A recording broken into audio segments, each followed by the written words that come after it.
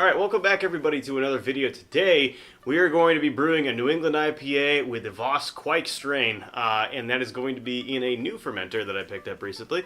But first of all, before we get into any details, if you're new here, I just want to welcome you and say thanks for checking this out. This channel is all about grain to glass videos where I go ahead and brew beer, basically from start to finish all in the same video, so you get to see the recipe, any mistakes I made, or any processes that I used, and then what happens to the final beer at the end of the process. And I also try to do all of that from the lens of what I would consider to be your average home brewer. I don't really have very high-end equipment, and I try to do the most I can with the least I can, if that makes sense.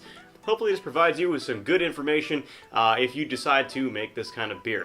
So without getting into too much detail, it has been a little while since I brewed. However, I was able to pick up some very fun little treats when I went back to my homebrew store. So I picked up a packet of the Voss strain of Quake yeast, so we'll get into that a little bit more in the video later. But I also picked up, at a steep discount, a Firmzilla 27 liter or about 7 gallon capacity pressure capable fermenter. It's a conical fermenter made out of PET plastic. This particular brew would definitely benefit from pressure fermentation. However, I was not able to pick up the pressure kit at the same time I picked up the fermenter and my recipe ingredients, so we will not be doing this brew under pressure fermentation. I'll save that for another time, but I'll probably do something like a lager just to see how it does. So New England IPAs are becoming one of my favorite kinds of beer. I used to really not like them at all, and then I started brewing them more, and I was realizing that they're actually quite a bit of fun to make and also to drink. So, I mean, it's been said everywhere. You're going to find this anytime you do research for a New England IPA, but the key to having a successful one is low oxygen levels after your fermentation begins. Because this beer is so heavily dry hopped, it is extremely sensitive to oxygen, which causes it to spoil and stale faster than most other beers. So really, every single step in the process needs to be taken where you minimize exposure to oxygen. That being said, if you get some in there, it's not going to ruin your beer. It's just going to shorten the shelf life a little bit. So I have made New England IPAs on this channel before twice. The first time I made it, I bottled it, and that ended up having a pretty short shelf life. The beer was good, but only for a very short period of time. So if you are bottling, I highly recommend figuring out a way to purge the headspace in those bottles with CO2, and that will drastically lengthen the amount of time that your beer will stay fresh. The second New England IPA I did in this channel, I did with kegs, and that drastically improved the lifetime of the beer. At the same time, I also fermented it in a bucket, so it can be done, as long as you take very careful care to purge headspace with CO2, and especially to do some sort of closed or semi-closed transfer when you're going from your fermentation vessel to your keg or bottles. What I did in that situation was to purge the keg with CO2. Easiest way to do that is to fill it up with sanitizer, push out that sanitizer with CO2, and then put your beer into it, minimizing the amount of times you have to open that up. Now, if that's not possible for you, I would recommend probably trying a different kind of beer, unless you're capable of drinking whatever you brew very quickly. But I'm not saying it's impossible, and I'm not saying you shouldn't try it. But because I didn't really learn all this stuff out of nowhere, I had to try it several times, and through several iterations was able to figure out what worked. But anyway, rambling aside, today I'm going to be brewing this New England IPA with a pressure-capable fermenter, and once I get that pressure kit, I will be able to do a true closed transfer on this thing. So we will be doing that for this particular brew. And we'll see if it lasts any longer than the 4 or 5 weeks that my last New England IPA was fresh for. Like I said, I've done several videos on the New England IPA before, so I'm not going to get into too much detail as to how to make it. If you really want a detailed breakdown of how to make a good New England IPA, just check out my second video. It's the one that's more professional looking, and I will link that right up here in the corner for you to check out. So anyway, the recipe that I'm doing today really is very similar to that last recipe with a couple key changes. First of all, I slimmed down the grain bill a little bit, and second of all, I'm only doing a single dry hop and a single whirlpool. So no hops in the boil. That's pretty standard for New England IPA recipes. My first recipe, I did 3 separate whirlpool additions spaced apart, and I did 2 dry hops, one during fermentation and one post-fermentation. In this case, we're using the Quake yeast, which is extremely fast fermenting, so I really only have time to do 1 dry hop, I think, before the biotransformation period is over. So I'm going to make sure that I do one massive dry hop and one massive whirlpool, and we'll see what that does. I also changed up the hops that I'm using for the New England IPA. I picked up some Sabro at the home brew shop, and I thought that would be kind of fun to play with. So I suppose I'll probably jump into the recipe now. First ingredient is going to be 12 pounds of Pilsner malt. That is just going to help with our conversion of our adjuncts. There's actually a lot of adjuncts in this beer style. One of the reasons why it is hazy is because of the amount of proteins that are in suspension. So the way we achieve that is by getting flaked grains in there, and what I'm using is 1.5 pounds of flaked oats and 1.5 pounds of flaked wheat. I'm also going to stick an additional 1/2 pound of carapils on that to aid with head retention. That should hopefully give us a pre-boil gravity of about 1051 and hopefully a post-boil gravity around 1068. We will see if I hit those numbers or not. And then I'm now on to hops. Obviously the star of the show for this style. There are no hops in the boil whatsoever. They are all going to be post-boil, and I'm going to do a single 20-minute whirlpool addition of 2 ounces of Citra, 2 ounces of Sabro, and 1 ounce of Galaxy. And that whirlpool addition will be held at 180 degrees Fahrenheit for 20 minutes. And that is going to extract a whole bunch of juicy flavor out of these hops and a moderate amount of bitterness. Like I said, Quake yeast is a very, very fast fermenter and will probably be at Heikrausen by tomorrow morning. So tomorrow morning, I'm going to go ahead and do one massive dry hopping addition, which is 2 ounces of Citra, 2 ounces of Sabro, and 3 ounces of Galaxy. The yeast we're using, Voss Quake yeast, is supposedly a very clean fermenter, but at the same time it does produce a significant amount of orange and citrus kind of esters. So this all really kind of plays in to having a huge orange citrus bomb kind of beer. So for the water profile, it's a pretty minerally profile. I do use my own base tap water. I don't use reverse osmosis water, and because of that my ion counts are somewhat high. So if you are brewing this beer, I would advise you to keep your calcium counts pretty high, around 100 parts per million, and also advise you to keep your sulfate to chloride ratio relatively low. So you want about twice as much chloride as sulfate counts, and that is in order to promote the malty side of the beer and to cut down any sort of bitterness that might be produced by the hops. The key of this beer style is not being bitter, it's being juicy, flavorful. You want to do everything you can to really promote that juiciness to come forward versus bitterness. So making sure that you have a lot more chloride than sulfate is important. So that being said, my water profile is 119 parts per million of calcium, 11 parts per million of magnesium, 65 parts per million of sodium, 113 parts per million of sulfate, 227 parts per million of chloride, and 36 parts per million of bicarbonate. Your water additions will vary based on your initial base profile, so I added 7 grams of gypsum, 2 grams of Epsom, and 11 grams of calcium chloride to my mash and sparge water in order to get that profile. Finally, for our mash, we're going to mash this at 150 degrees Fahrenheit for about an hour. Now, I've already set up my brewing water with the salts, and it's pretty much up to temp now, so I think we're going to go over and dough in.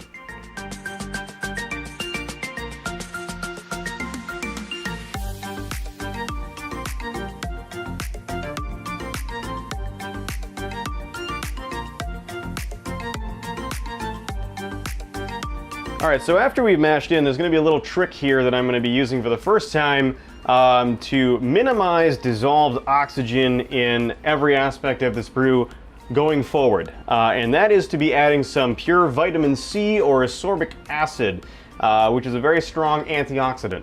This is a tip that I learned from Genus Brewing, which is actually a phenomenal YouTube channel on home brewing. So very knowledgeable guys over there. So hopefully you go check out their content after you watch this video. But what we're going to do here is add just a pinch, just about a gram or two, and that is going to actually recirculate through this whole thing, and it's going to stay in our brew all the way through fermentation. And it's going to help cut down a lot on the amount of oxygen that gets into this beer, and really should help extend the shelf life quite a bit. So our hour mash is complete, and I'm going to start collecting the wort now. Alright, so this is our pre-boil gravity, and it's about 11.8 bricks, which translates to about 1046 for a pre-boil gravity, which is a bit low. I was kind of hoping for something closer to 1051, but I'll take it because we can make that up in the boil. Okay, so we just hit our boil, so we're actually adding nothing during the main boil, but we'll come back with 10 minutes left in the end, and we will add a whole lot of yeast nutrient. And that'll be it, so I'll catch you then. All right, so we are now about 10 minutes from the end of the boil, and right now we're about to add some yeast nutrient. Now typically when I'm using standard ale yeast or lager yeast, I will add about 2.5 teaspoons worth of yeast nutrient. Now with Quake yeast, this is actually slightly different. So Quake yeast, while it will ferment a lot faster, actually does require about double the amount of nutrients required. So instead of adding 2.5 teaspoons of yeast nutrient, I'm actually going to add a full 5 teaspoons. So that is going to be hopefully very helpful in terms of getting us a fast fermentation that's also healthy.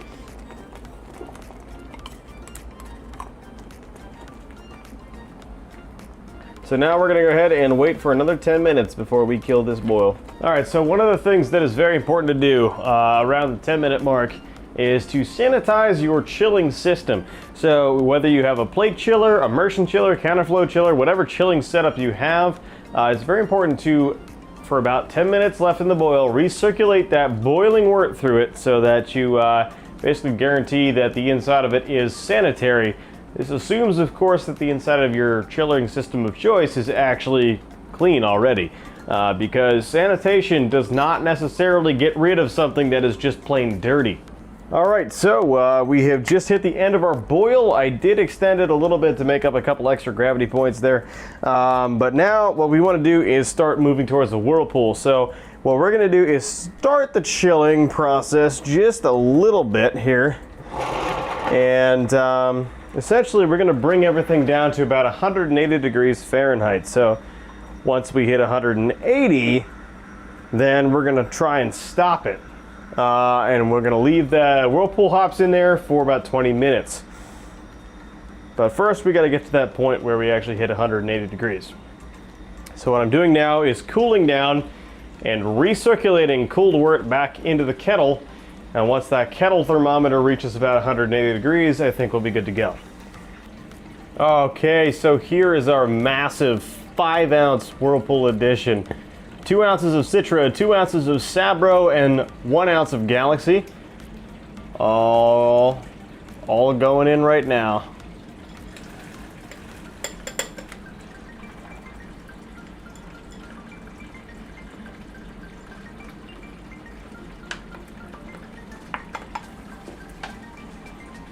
So we're going to let this sit here and maintain about 180 to 170 degrees Fahrenheit for about 20 minutes, and then we will continue the chilling process.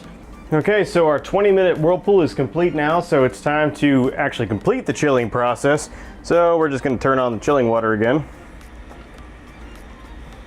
And we're going to wait for our wort temperature to get down to about 100 degrees. So now our wort out temperature is already down to about 100 degrees in about 1 minute of cooling. So I'm going to go ahead and start transferring it over into our fermenter here, which has already been sanitized. So typically, to aerate the wort, I will typically just splash it right in. That seems to have worked fine for me in most cases in the past, so I'm going to do that here. This particular Quake strain, Voss, comes in a dry yeast packet, which historically dry yeast has much higher cell counts than liquid yeast. And typically with Quake yeast, you really want to underpitch it. Really kind of goes against most conventional notions. So what I'm going to do is follow the manufacturer's instructions and actually not rehydrate the dry yeast and minimally aerate going into the actual fermenter. And what this is going to do is slightly stress the yeast. That's going to encourage more of those orange type esters to come out, and it's also going to speed up fermentation. All right, so hopefully by tomorrow morning this will be ready for a dry hop. I'm fully expecting to see activity within the next 4 hours.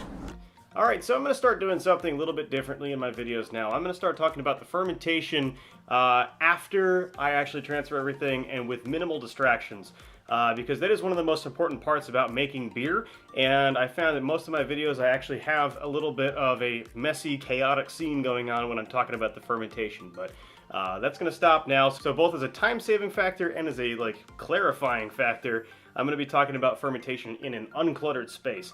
And also, this is actually the day of the tasting, so I'm just doing this now because I think it's a good video to start doing it on. but bear with me. So everything went pretty well with the brew, and I think it honestly was actually an easier brew session than my last New England IPA was, because I just had that one single large whirlpool charge of hops, and that was it. So as opposed to measuring out very specific amounts of 3 separate whirlpool additions at 3 separate times, I just threw them all in at one shot, and I think it worked out pretty well, talking from the future. So for the fermentation of this beer, you're going to want to pitch it at about 100 degrees Fahrenheit. Normally that's really bad for any other type of yeast strain, but Quake has evolved to really favor those temperatures. It really actually incites activity very, very quickly after you pitch it, and it just continues to kind of snowball from there. So the yeast love to be very hot. So what you're going to want to do is keep everything in your fermentation space at probably anywhere from 75 to 100 degrees Fahrenheit for the entire time of fermentation. And that should probably get you a fermentation that lasts between 3 and 7 days, depending on how well you treated the yeast. So like I said, adding the extra amount of yeast nutrient is really pretty important for this particular type of yeast. I made that mistake the last time I used Quake. I actually added just a standard amount of yeast nutrient, and it took a long time for it to finish out. And it will finish just in the standard time frame, like your 2 weeks. But if you do add a lot of extra nutrients, you're going to end up with a pretty decent fast fermentation. So, also keeping the yeast hot is also going to kind of encourage it to coax out some more of those citrusy flavors that the strain is actually pretty well known for. Basically, yeah, you're going to ferment it somewhere between 3 and 7 days, as hot as you can keep it, around 70 to 100 degrees Fahrenheit, and then you should be good to go. And we're also going to dry hop day 1 of fermentation, because this yeast is going to tear through it so fast that biotransformation period is going to be very, very short. We want to take advantage of those times that the yeast and the hops will interact and create chemical compounds, which we will taste as juicy flavor. All right, so we're getting an original gravity reading of about 15.2 bricks, which equates to about 1061 on a traditional hydrometer scale. It's a bit low compared to what I expected from the recipe, but there was a lot of absorption from hops, and I think I'm going to be happy with the result regardless. So I'll just have to fine-tune my recipe in the future. So one of the amazing things about Quake yeast is how fast that it actually starts fermenting, and this is about 15 hours after we pitched the yeast. So it's pretty incredibly fast. I actually checked on this about 4 hours after I pitched, and it had finally started forming a krausen. So one of the other things that Quake is really good about doing is providing a very strong krausen, so you can top crop this thing very, very effectively. What that means is harvest the yeast for later usage in a very, very easy way. So I'm going to show you very quickly how to top crop your Quake yeast, and you can actually do this with any other yeast pretty much if you want to. Just some of them may not provide as much krausen, which might make it a bit difficult to attain a lot of yeast in healthy proportions. You'll need some sort of sanitized ladle and very sanitized collection jar. What I'm going to use is this ball mason jar here, which I use for reharvesting yeast pretty much most of the time. And what you're going to do is very simple. You're just going to grab that foamy krausen with your ladle of choice and dump it into your sanitized collection jar. Those little brown spots on top of the foam are fresh, healthy yeast cells, and will provide you yeast that will last in your fridge for a very, very long time. And all you need to do is pitch it directly if it's Quake, or make a starter if it's any other yeast. Then what you'll do is add your sanitized lid on the mason jar, tighten it all the way, and then untighten it, because we don't want this thing exploding if this continues to ferment in the fridge. But we'll label it and we'll call it, and we'll put it in the fridge. All right, so now we're gonna go ahead and do our massive dry hop. This is actually the largest dry hop I've ever done on the channel. It's about 7 ounces of hops. We got 2 ounces of Citra, 2 ounces of Sabro, and 3 ounces of Galaxy. All going in right now. Because I'm dry hopping during the biotransformation region, this krausen is effectively pushing gas out of the fermenter. Oxygen is not getting in right now, and it still has plenty of fermentation left, so we are safe to leave the fermenter open right now. However, if this was later on, I'd probably not dry hop using this method. I would probably go through the collection jar at the bottom and purge it with CO2.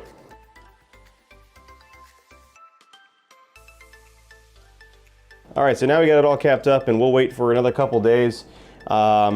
while fermentation continues and probably finishes out within a couple days. And hopefully by then my pressure kit has gotten here so I can actually do a closed transfer from this. Okay, so for final gravity, here we are at about 5 days with a final gravity of 1010. We are currently pressure transferring this over from the Firmzilla directly into the keg now. And, well, I'll catch up to you guys in probably like another day for the tasting. Okay, so fermentation went pretty well. As you could see, we got down to our target final gravity pretty fast. About 5 days. I could have probably pushed it to 3 days if I just diligently kept everything up to like 90 degrees to 100 degrees, but let's be honest, like I can't freaking sleep if the temperature is over 80 degrees, so I really had a hard time keeping that hot enough, I would suppose. So I tried to manage everything as I could. We had some very hot days here in New England, 80, 90, even actually hit 100 degrees at one point, one of those days. So there was actually a lot of good time for the ambient temperature in the inside of my apartment to get way up there into the prime quake fermentation range. So I did that while I was away from home, and then I just chilled everything down at night to be able to sleep. So yeah, so obviously it did take a little bit longer than I guess if I had tried to diligently keep it around, 90 degrees, but that wasn't gonna happen. So 5 days, however, is still an impressive turnaround time compared to most beers. So I had it done at 5 days, kegged it, and force carbonated it over the last day and a half. So now it is the evening of day number 7. So yeah, we are ready to pour this thing, and I think it's going to be a treat. So let's get to it. All right, so it's called Wicked Stormy, and it comes in at 6.8% ABV and 57 IBUs.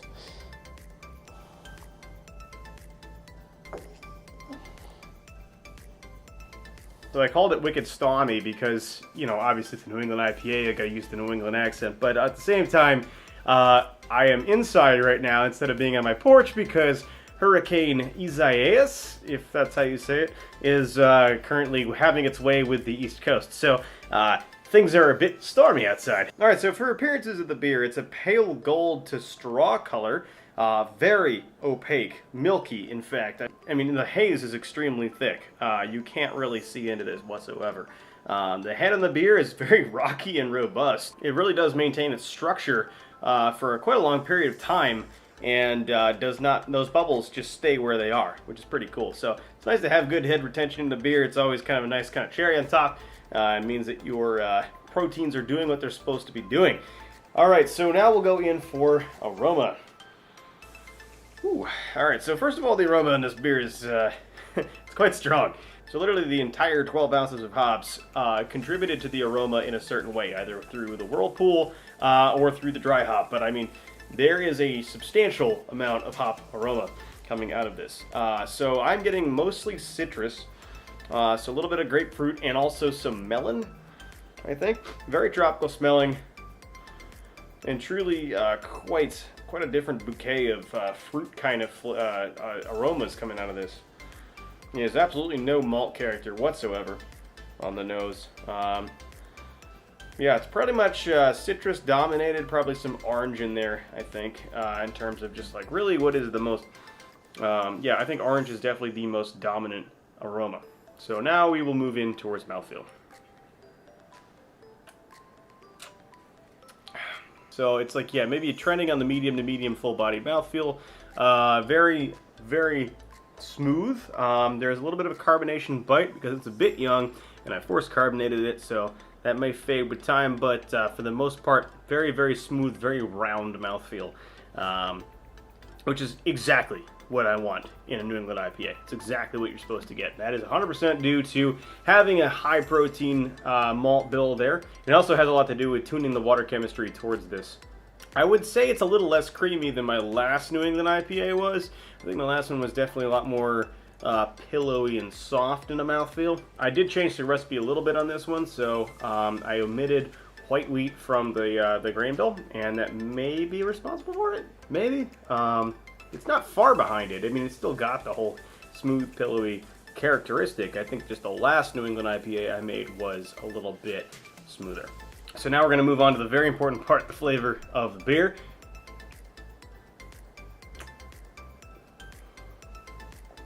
It is just absolutely bursting flavor. So this beer involved 12 ounces of hops, right?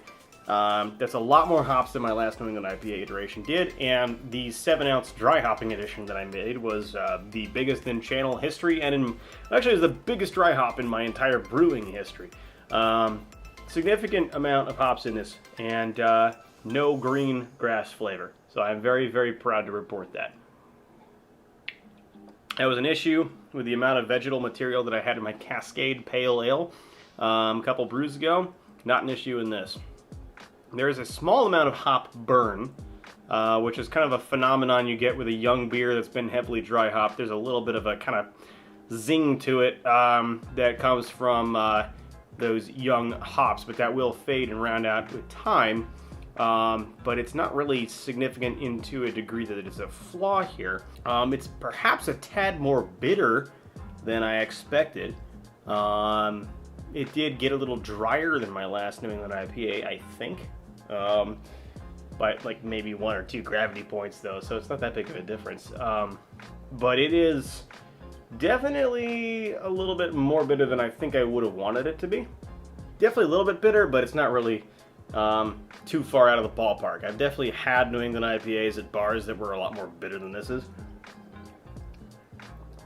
But I probably could have done with a little bit higher final gravity. So maybe I'll add a little bit of dextrin malt in there next time. Just something to keep that final gravity a bit higher. Just so we can keep a little bit more of a sweetness balance on this thing. So the full breakdown of hop flavors is it's a pretty long list. So here we go. Orange, tangerine, a little bit of grapefruit, honeydew melon, specifically honeydew, not cantaloupe, honeydew melon. That's that green one, you know, a little bit more, it's a little bit less sweet than the other melon. And then 2 very, very interesting flavor additions that one of which was expected and the other one was not. First is coconut. Sabro hops are 100% responsible for a little bit of a kind of, just a coconut juice kind of flavor. It's on the back half, so you get it at the very end, and it's there. And I'm not a guy that normally likes coconut, but I did expect this, and I wasn't sure what kind of level to which it would be present in the beer, and it came through as just a pretty pleasant, kind of very subtle flavor. So it's not really overwhelming, which is good, because coconut is a flavor that, like I said, I can't really stand in a large quantity. But it adds a little bit of a roundness and an additional layer of complexity to this beer, which is very welcome. The other flavor that I did not expect is like a mint, or like a minty menthol combination. Very subtle, and I don't think it really would come through if I wasn't really sitting down and closing my eyes and really thinking about the flavors. But yeah, minty menthol, just a tiny, tiny, tiny bit. Even less so than the coconut. It's like refreshing, so it's cooling in a way, in the way that menthol can be cooling, but not, you know, very, very strong. If I had menthol flavor in a beer that was to a significant degree, I would probably be disgusted, but this is actually kind of an interesting little background note. And I think it might be part of the coconut thing too, maybe? Maybe my brain is perceiving the coconut slightly in a menthol way? I don't know, I'm going down a rabbit hole here. Sabro is one of those weird hops.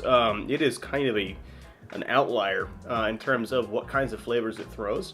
And I just really wanted to use it because it was just a very interesting hop. And I'd seen a Sabro New England IPA single hop done before. It was pretty tasty and pretty interesting.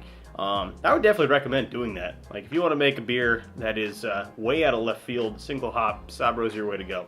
And I think it does pretty well in this beer. This hop combination is pretty good. Sabro Citric Galaxy, pretty good.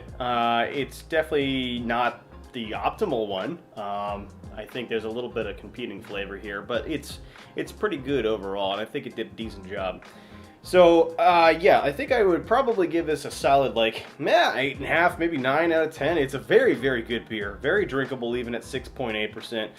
It really does check all the boxes in terms of what I want out of a New England IPA, in terms of the style, and just as a good drinking experience. I think it's going to be very, good for a long period of time. I'll let you know if it oxidizes. I am not going to hide from my brewing flaws. One other thing I think is worth discussing, that is using a Quake yeast versus any other kind of typical classic New England IPA yeast like London Ale 3 or like the Conan strain or any of those other classic East Coast IPA type strains. The only real benefit to using that Quake yeast is that super fast fermentation, which in turn will retain more of the hop character over time because you're basically saving time with it. If you're on the fence between using a classic strain like a London Ale 3 versus a Quake, I think I'm going to urge you to go the Quake route. There's really no reason not to. It's much more versatile in terms of temperature, so most home brewers out there don't really have some sort of dedicated fermentation chamber setup where they can dial in that temperature very precisely. So given it being summer out and the temperatures are higher, Quake is really a lot more friendly to this type of thing versus a English ale yeast, because English ales like to be fermented on the lower 60s. They like to be a little bit colder, and the Quake yeast really loves to be hotter. That's a lot more friendly towards those of us who don't really have much fermentation control. Honestly, in this beer style, there's a lot of hops, so it's really kind of hard to look for yeast flavor. But I really can't pick up any if I'm trying to look for it. If I had to change anything, I would back sweeten it a bit, maybe add a little bit of lactose or some dextrin malt in the mash just to make sure that our final gravity is a little bit higher, maybe somewhere around like 10, 14. That will help balance out some of the perceived bitterness, and I think that would add a little bit more roundness to the mouthfeel. But other than that, I really can't think of that much to improve on it. So, very happy, and the Frozilla did really well. I did not have a pressure kit on it until I transferred, and that's okay. I think it probably would have just been even better with pressure fermentation to keep all those volatiles in there. But, you know, we'll always have another round, and we'll always have another chance to try that. So, very happy with the way it turned out. So first of all, if you like the beer and you think you might want to make it yourself, the recipe is available to you in the description box down below, as is the case with all of my videos and all of my beers. I'm never going to hide that recipe from you guys. So if you think you might like brewing a certain beer that I've made on the channel, it's always going to be in that description box. Alright, thanks for watching, everybody. If you like the content, if you like watching me do this type of thing, please hit the like and the subscribe button. Both of those things really do help out my channel quite a bit, as well as comments. If you want to talk about any aspect of this beer or the brewing process or the hops or really anything about this beer, feel free to drop a comment down below in the comment section. I do read every single comment, and I do my best to respond to as many of them as I can in a timely fashion. I do work a full-time job though, so sometimes that takes a little bit, but I do read them all. I typically will upload a new Grain of Glass video to YouTube roughly every 2-3 weeks, depending on how fast I can brew or how fast I can empty a keg. But at the same time, if you want more frequent updates on the order of every few days, feel free to follow me on Instagram. That is at The Apartment Brewer on Instagram, and there you can see what I am actually making in real time and what will make its way to the YouTube channel within a couple weeks. Also in the description box down below, you're going to find a complete list of all of my home brewing equipment, to include the Firmzilla, and links to Amazon where you can purchase those things for yourself if you happen to be in the market for it. Just be advised that if you do click on one of those links and buy something, I do earn a very small commission, but it's at no additional cost to you, and it does go right back into supporting this channel, so I do appreciate it. So in the meantime, I'm going to go ahead and finish off the rest of this beer while I finish out editing the video, and I will catch you guys in the next one. So until then, cheers.